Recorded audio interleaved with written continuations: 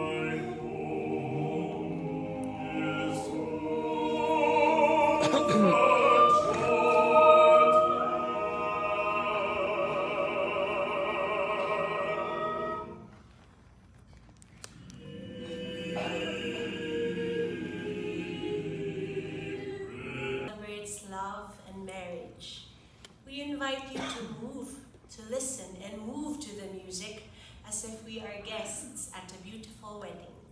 And together, let us celebrate love.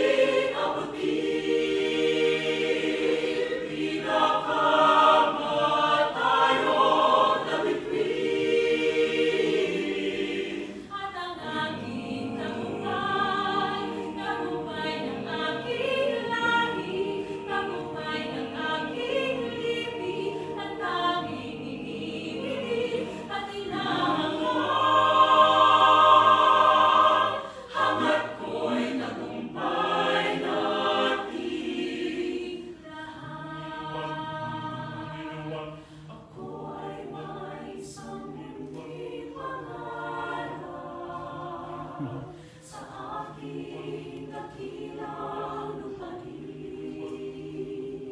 at sa sama-sama nating pagsisihan, sama-sama rin mararating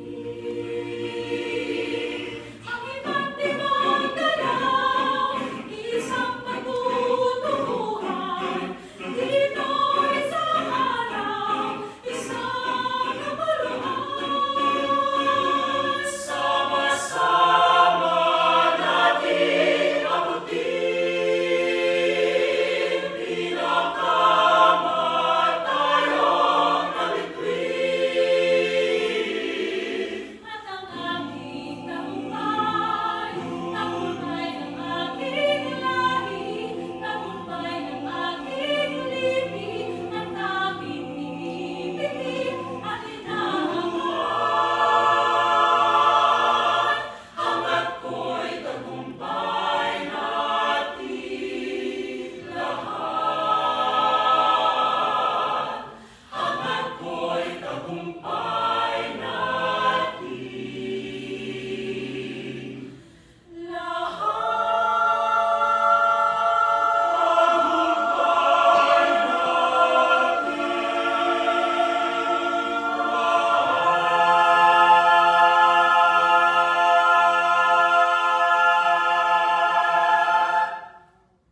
The song you just heard was Tagumpay Nating Lahat, popularized by Lea Salonga in the 1980s, written by Gary Granada and arranged by Mads alumnus Eunice Palaruan. We're down to our last two songs in the first part of our program. The next song is a medley of beloved original Filipino music.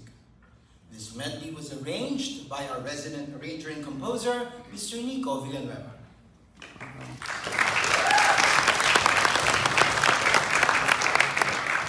And the song speaks of love, as all Filipino songs do. Love, longing, and being with someone forever and ever. The last song that we will sing was a song popularized by Miss Lea Salonga, not Lea Salonga, sorry, Sharon Cuneta. Ah, you guys know. Very good. Yes, by Sharon Cuneta, our very own megastar. And it's called Bituin Walang Ningning. So we present to you Baka Ikaw sa May Bintana and Bituin Walang Ningning. Oh. Oh. Tuman. Kaya ka din.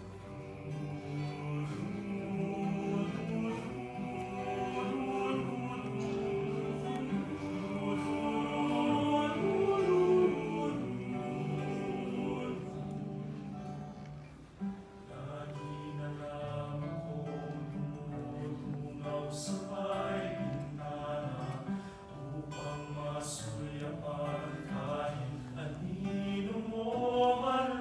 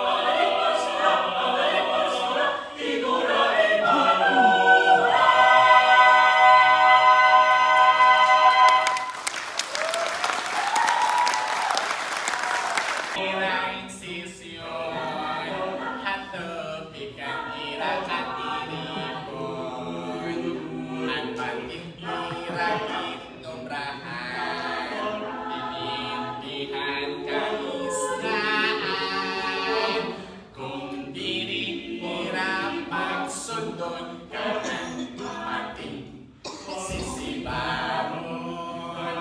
Hatong nga mga panahon, anis damay malipayon. Nagtindog iray sisyon, hato bigang irang katiripon.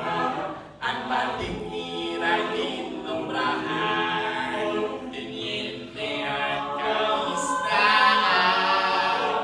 Kundiri nila pagsundot kanan ating sisibaron.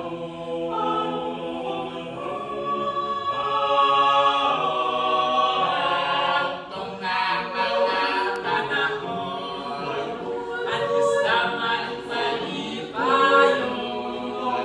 Nagtindog kiray sisyon, hatubig ang irang katiripon. Ang patingira ginumrahan, tinintihan kaisdaan.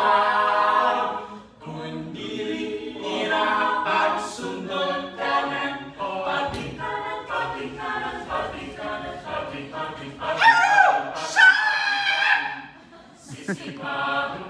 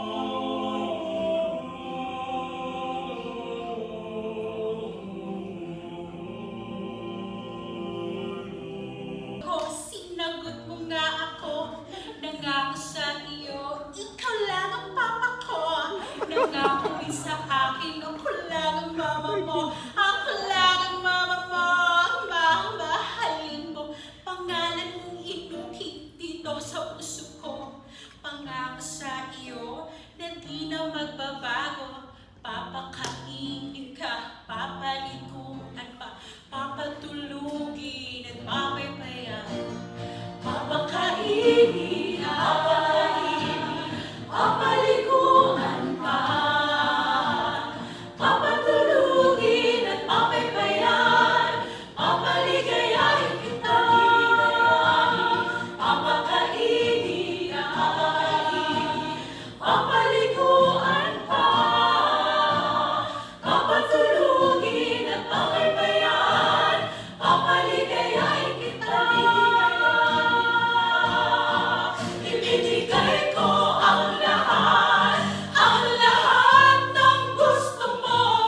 Ngunit biglang nagbago at ako'y iniwan mo.